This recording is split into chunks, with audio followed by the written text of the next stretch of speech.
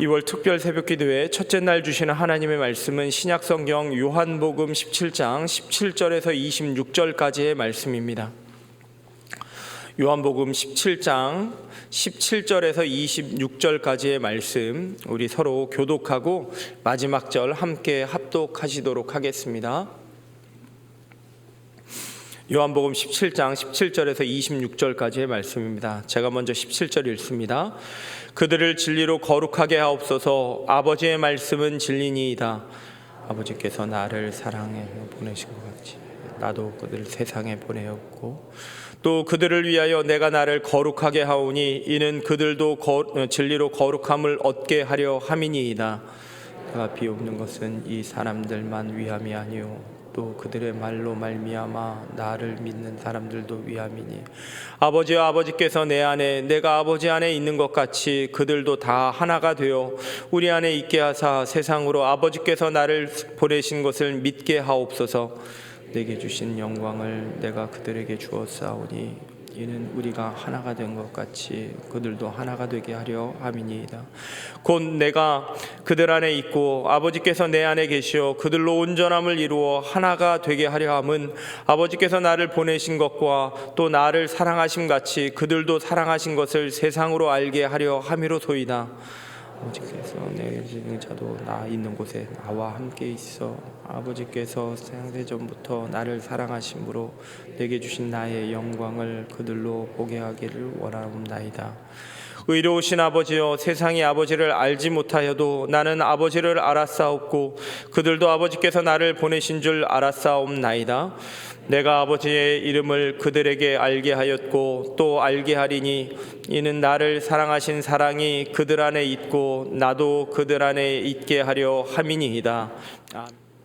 이번 2월 특세의 주제는 하나됨입니다. 우리가 하나됨이라는 주제를 가지고 한 주간 나누게 될 터인데, 오늘은 예수님께서 제자들을 이제 떠나게 되시며 어떤 말씀으로 그들을 위하여서 하나님께 기도하였는지를 함께 살펴보심으로 말미암아 무엇이 하나됨인지를 살펴보기를 원합니다.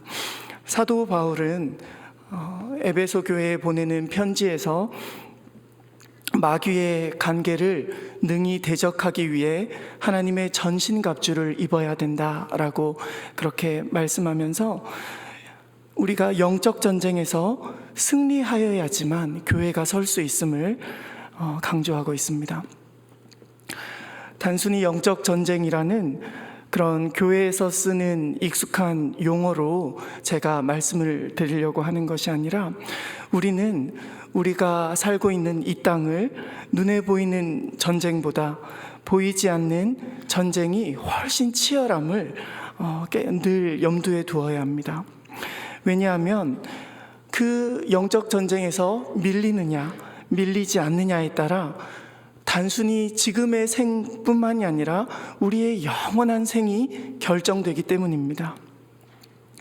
그래서 바울은 사랑하는 아들과 같은 디모데에게 너는 그리스도 예수의 좋은 병사로 나와 함께 고난을 받을 것을 권고하고 있습니다.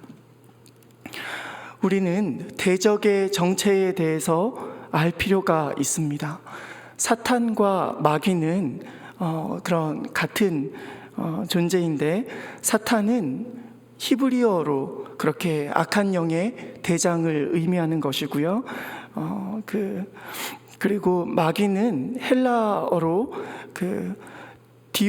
디아볼로스에서 왔는데, 디아볼로스라는 뜻은 둘로 쪼개는 자, 이간자라는 의미를 지니고 있습니다. 그러니까 그 사탄은, 그러니까 마귀는 쪼개는 자라는 것입니다. 이간하는 자, 하나가 되지 못하게 쪼개는 자라는 의미라는 것입니다. 무엇을 나뉘게 하느냐? 결국은 하나님과 우리 사이를 나뉘게 합니다. 그리고 우리의 마음을, 또 각 사람의 마음을 나뉘게 합니다. 염려라는 그 헬라어 단어의 뜻도 마음이 나뉘는 것을 의미합니다. 결국 내 마음도 내가 다스리지 못하게 나뉘게 합니다. 즉 참소하고 정죄하는 활동을 하는 것입니다.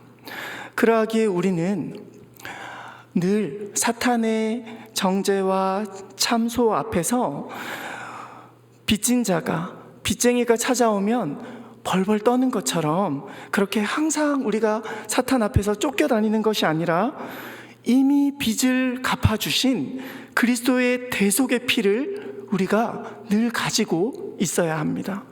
그 피를 어떻게 보증수표와 같이 우리가 가지고 있을 수가 있겠습니까? 바울은 에베소서 4장 3절에 평안에 매는 줄로 성령이 하나 되게 하신 것을 힘써 지켜라 라고 권고하고 있습니다. 또한 에베소서 4장 26절에서 27절 말씀에서는 분을 내어도 죄를 짓지 말고 해가 지도록 분을 품지 말고 마귀에게 틈을 주지 마라 라고 명령하고 있습니다. 왜냐하면 분을 내는 것이 마귀가 들어오는 틈이 되기 때문입니다. 결국 마귀는 어떤 틈으로 들어오느냐, 우리를 어떻게 해서든지 분을 내게 하든지 죄를 짓게 해서 죄를 짓게 만들면 자기가 이제 지옥으로 끌고 가기가 쉽기 때문에 결국 우리의 종착점이 지옥으로 향하게 하기 위해서 그렇게 마귀는 계속 우리를 그 방향으로 끌고 간다는 것입니다. 그러나 우리는 그 마귀의 계략을 쉽게 파악하기가 어렵습니다. 왜냐하면 우리는 눈에 보이는 육신의 일을 쫓아서 살아가기가 쉬운 존재이기 때문입니다. 우리는 육신이 사는 일에 집중하기 때문에 내 영혼이 사는 일에 무심하기가 쉽습니다. 그러나 우리는 영적인 생존의 본능을 깨워야 합니다. 어떻게 깨울 수가 있습니까? 성경은 육신을 쫓는 자는 육신의 일을, 영을 쫓는 자는 영의 일을 생각한다고 말씀합니다. 그런데 그냥 그것이 주어진 대로 우리의 눈에 보이는 대로 그냥 택하여서 살아가도 되는 것이 아닙니다. 육신을 쫓아 살면 그 필경은 멸망의 길로 가게 되고 반대로 어렵긴 하지만 길이 좁고 협착하여 보이긴 하지만 영을 쫓아서 우리가 살아가면 그 길은 결국 영생의 길이 되기 때문입니다. 그런 의미에서 오늘 본문은 우리 주님의 제자들을 향한 곧 우리를 위한 그 기도입니다.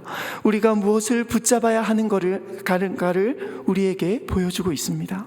말씀이 길어서 17장 전체를 제가 읽지는 못하였지만 오늘 함께 읽으신 그 시작 부분 17절에는 우리가 붙잡아야 하는 것이 무엇인지를 그 앞구절들을 함축하여 보여주고 있습니다.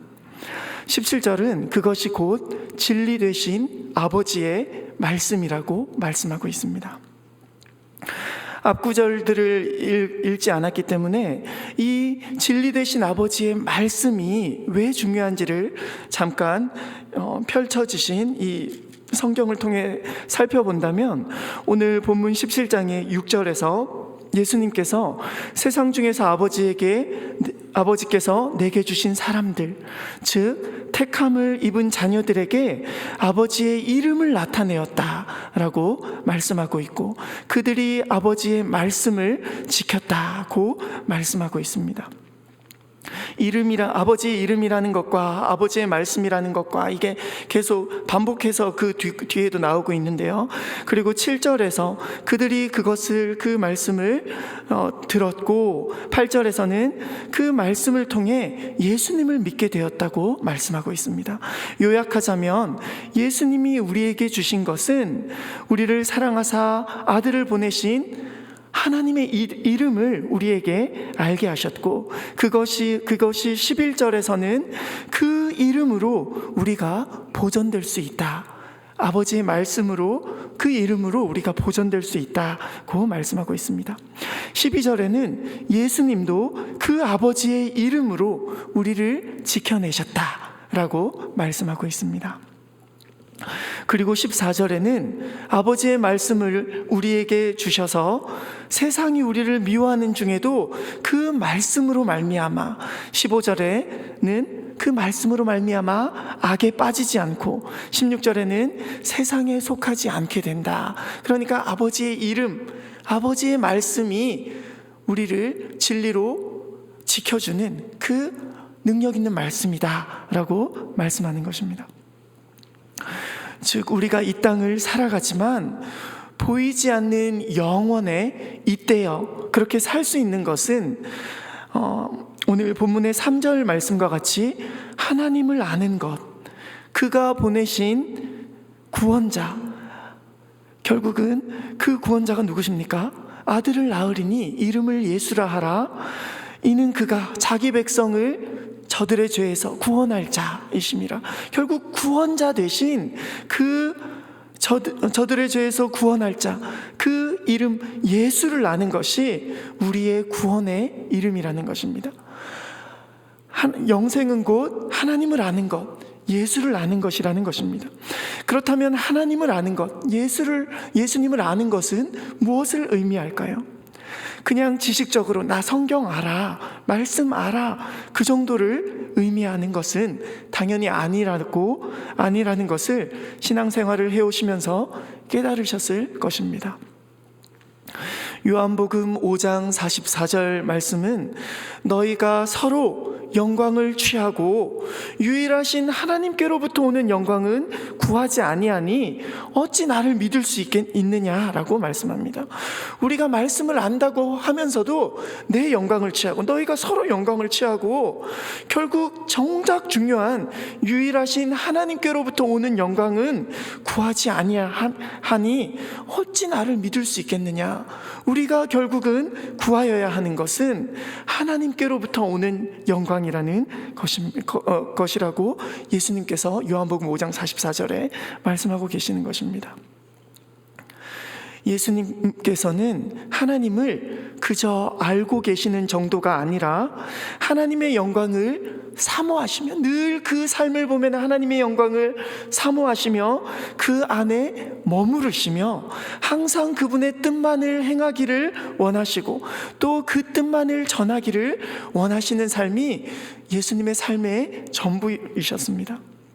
그리하여 말씀하시기를 아직 내 때가 이르지 아니하였다고 그렇게 항상 말씀하시다가 마지막 만찬날 말씀하시기를 요한복음 13장 31절에서 32절까지의 말씀을 제가 읽어드리겠습니다. 그가 나간 후에 예수께서 이르시되 지금 인자가 영광을 받았고 하나님도 인자로 말미암아 영광을 받으셨도다.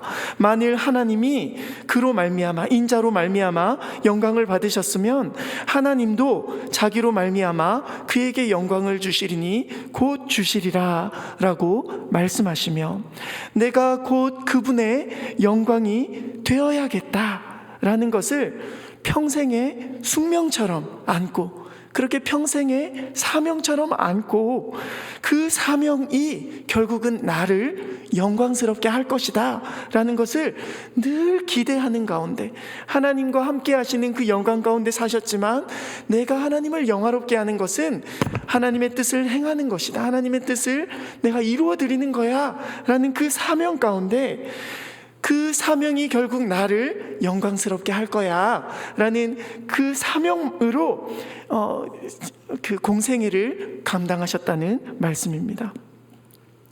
예레미야서 31장 34절에서는 그렇게 어떤 말씀이냐면 그 말씀이 새 언약이 임할 때에 너희가 어떻게 바뀌냐 하면은 남편 대신 하나님을 늘 배반하던 그 타락한 아내와 같던 이스라엘이 마음으로부터 신랑을 사모하게 될 것이다. 굳이 남편을 사랑하는 모습을 티내려고 하지 않아도 그분의 사랑받음이 모든 무리 가운데 나타나게 될 것을 말씀하고 있습니다. 방금 띄워주셨던 그 말씀 다시 한번 보시면은 그들이 다시는 각기 이웃과 형제를 가리켜 이르기를 너는 여호와를 알라 하지 아니하리니 이는 그때가 되면 작은 자로부터 큰 자까지 다 나를 알기 때문이라 내가 그들의 악행을 사하고 다시는 그 죄를 기억하지 아니하리라 여호와의 말씀이니라 라고 그 하나님의 새 언약이 임할 때에 영광이 어떻게 우리도 하나님의 영광을 드러내고 하나님도 우리를 영광스럽게 할지를 나타내는데, 그 말씀이 어떻게 드러나고 있냐면은 작은 자로부터 큰 자까지 하나님을 알아라 라고 하지 않아도 그들의 모습에서 보이게 될 것이다 라고 말씀하시는 것입니다. 그 모습은 내가 그들의 악행을 사하고 다시는 그 죄를 기억하지 않는 그러한 모습이었다는 것입니다. 그리하여 예수님께서는 보이는 육신의 것으로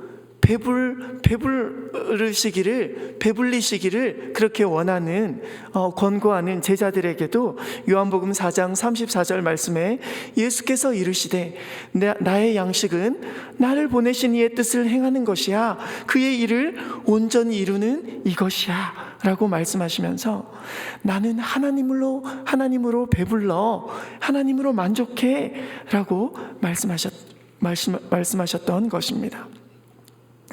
오늘 본문의 5절 말씀과 같이 결국은 예수님께서 원하시는 것은 하나님, 창세 전에 그렇게 우리가 연합하였던 그 연합으로 이제 아버지와 함께 나를 영화롭게 해주시기를 원합니다 라고 요청하셨던 것입니다.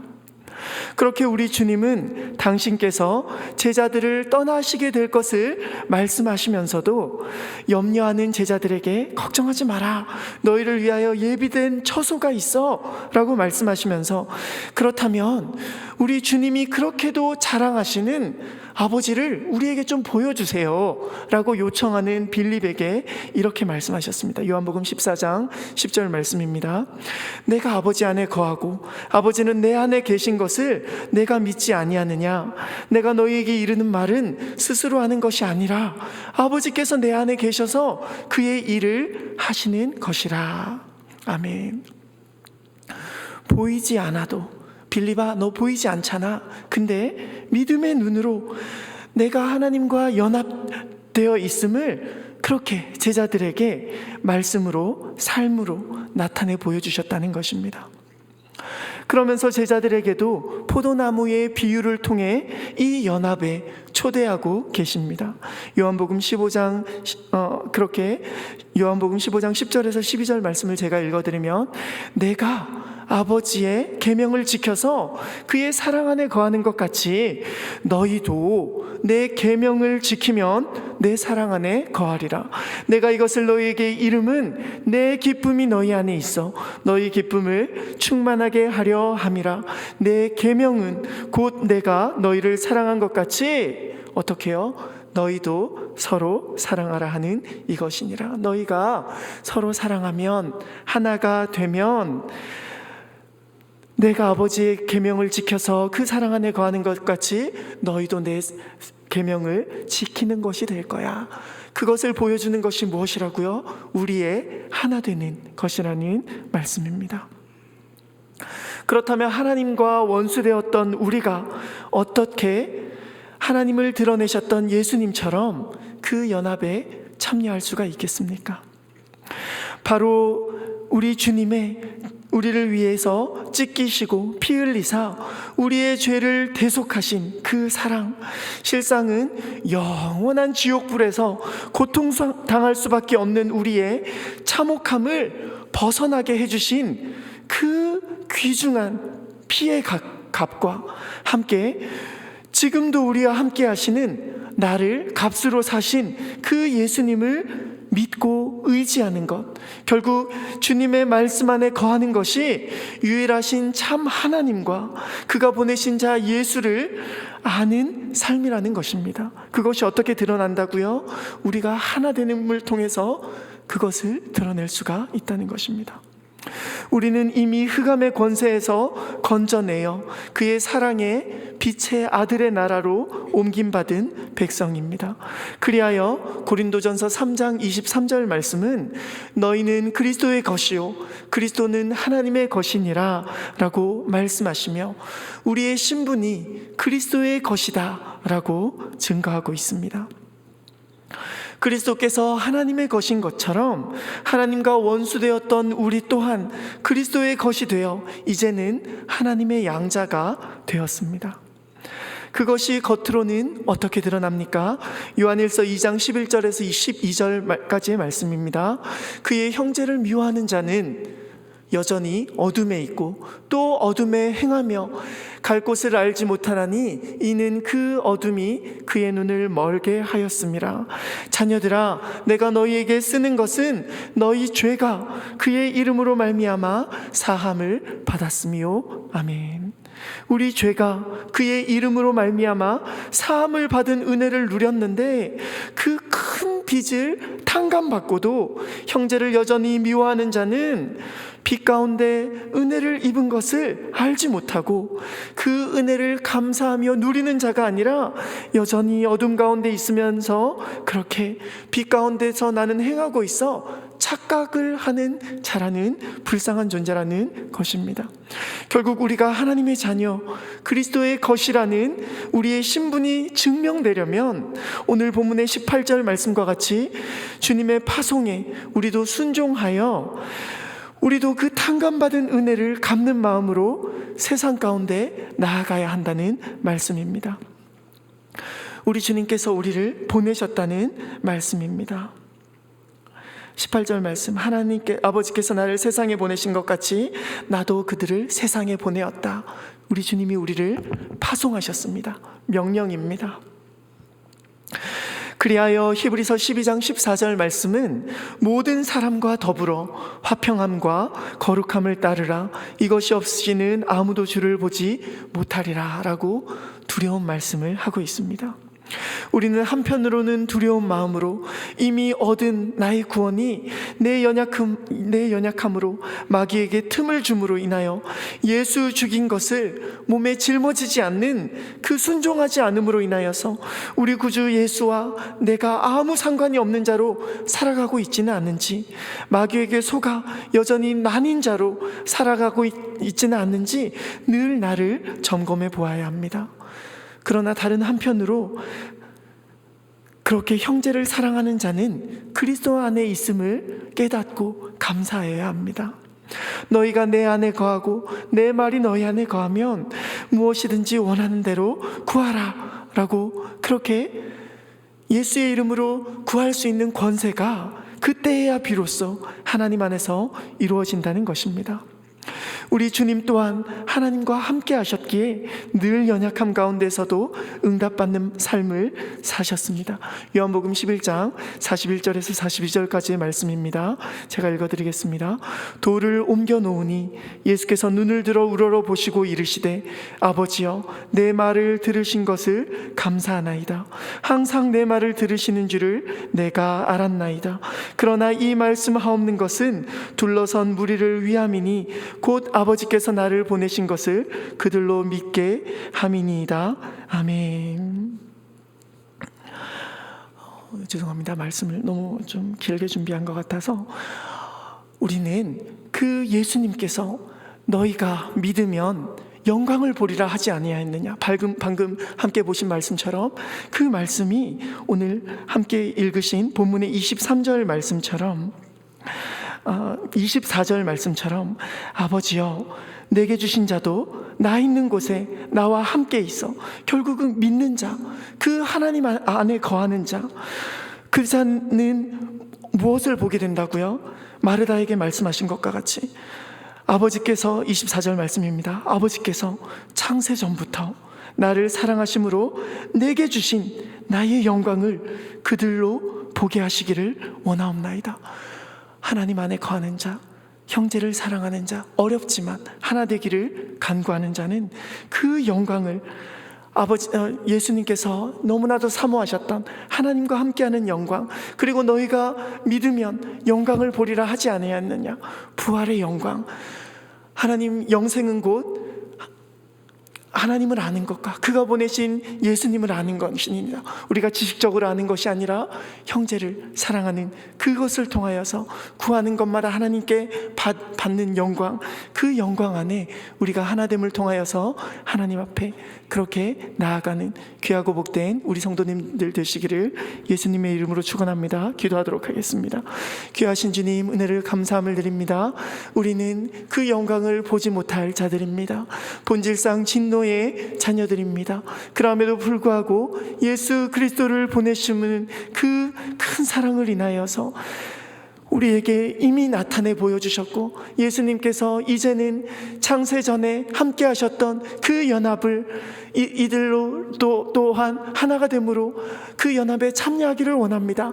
말씀하신 것과 같이 우리가 그냥 말씀 가운데 거하는, 말씀 가운데 그냥 듣기만 하여서 아는 그 말씀이 아니라 좁은 길을 선택함으로 인하여서 그리스도의 좋은 병사로 함께 고난받는 데까지 이름으로 인하여서 어렵지만 연합하는 가운데 우리가 교회를 이루어 나가고, 또한 그 연합함으로 인하여서 우리가 세상에 그리스도의 영광을 드러내는 자로 세워져 나가는 귀한 교회 되게 하여 주시옵소서. 감사를 드리며 존귀하신 예수 그리스도의 이름으로 기도드리옵나이다. 아멘.